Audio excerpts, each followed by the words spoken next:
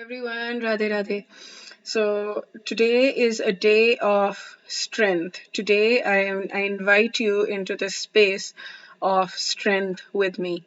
We let us feel the strength that comes from whatever you believe in, from the universe, from God, from Krishna, whatever you believe in. Let us feel that today is going to be a day where we bring out our inner power and we work through things that have been difficult for us. Today is going to be more of a practical day. I'm going to talk about two different ways in which we can kind of manage our lives. I oscillate between the two of them, and I will talk about both of them, and you can pick which one works for you. Um, but yes, let's do this. Let's contemplate right now. Let's close our eyes and say, today is going to be a day of strength. Today is going to be a day where I pull out all of the strength that I have in me and I do things not from a place of like, yes, I'm going to do it, not from that place, but just calm, peaceful. Yes, I can do it. And today is going to be one of those days, which is going to be a day of strength. Okay, so one of the ways in which I plan out or do life is by having a lot of daily habits, building mini habits or daily habits. So I have a morning routine that I do. um, my morning routine starts with a prayer, and then I do 2 hours of chanting, and then I have this class that I've been attending lately. So it's a 1 hour class, and then after that, if the person is if my partner in the class is free, then we have a little bit of a call. We call it an outreach call. And then after that, I have this thing. I'm reading Bhagavad Gita chapter 3, so I just read through the whole thing, and then I have my morning routine in terms of what I eat, and then I go for a walk. So these are the things that I do every day. And then the rest of the time, I plan whatever I want to. And I may not plan, I may plan, depends on what I feel like. I tend to go with the flow in those days when I'm following this kind of thing. I tend to go with the flow and just kind of, see, okay, what feels right in this moment? What will feel good for me in this moment? What do I have the courage to do? What is the most difficult thing I have the courage to do? And I'll do that. That's in my list.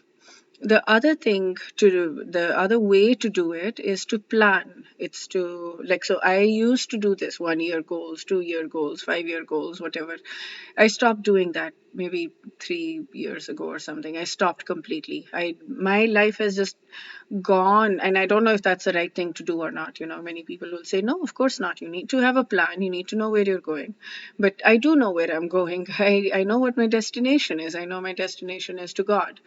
So I don't know how to plan for that, because I all I can do is do my thing. I can do my practices, my sadhana, my chanting, my whatever I do, and then it's completely up to God what He has in store for me, or when He um, gives me the next step of the journey of devotion, of bhakti, of whatever.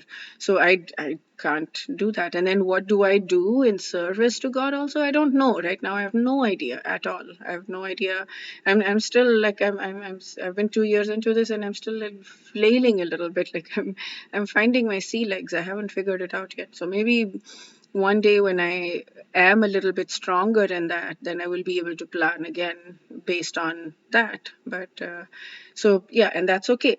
I'm choosing that in this life, that I'm like, okay, I'm not certain about what my life path is going to be going forward, because I'm still getting strong. I've turned towards a new path 2 years ago, and I'm still getting settled into it. I'm still getting strong into it. And then slowly but surely, God will uncover and He will give me the path. So that's one path. You can choose this path for those who are not very clear. And then the other path is the planning path. So for I do a, when I do the planning part of it, I do a hybrid. I don't do the long term plans, but I do the plans for maybe the next month. What is it that I want to do over the next month? That one I'm much more clear about, like what I want to do over the next month. So I can just write, or I can just write down a list of all of the things that I have on my mind that I want to do, and I write them down, and then every day I will just create a little timetable. And it's important in the timetable for me to let it be flexible. Now, some people, what I get into these phases where I'm like, I have to do this exactly as is. If I miss something, then I feel bad. That doesn't work for me. I do that, but that it doesn't work for me. So now I don't do that. It's like, okay, I'm going to put the timetable just so that it gives a structure to my day. So I managed to do a lot more. Even if I don't do everything, I managed to do a lot more. Yesterday, I went to sleep at around 7 o'clock or something, and my timetable had tasks till 9 o'clock. I didn't do any of that stuff. I didn't do anything from 6 o'clock actually. So and that was okay. That was totally fine. I'm going to move whatever I can to today. And I'll just keep moving. It's totally okay for me to keep moving, but it'll still give a structure, right? Every day when I'm putting that, I'm like, okay, what do I need to do now? Okay, let me do this. And if that hour has passed and I haven't done that task, that's okay. I'll move on to the next task. I will move this to the next day, but I will not do the backlog thing. Like I will not, if I want to do, I'm supposed to read this book, and 2 to 3 I'm supposed to read the other book, then like book A versus book B. So then if it's 2 o'clock and I somehow haven't managed to read book A, that's fine. I'm going to put book A aside. I'm going to read book B. So I'm going to continue. I'm going to do what I'm supposed to do, and then book A I will continue to read the next day, right? Because every day I'm reading book A and book B. So that way.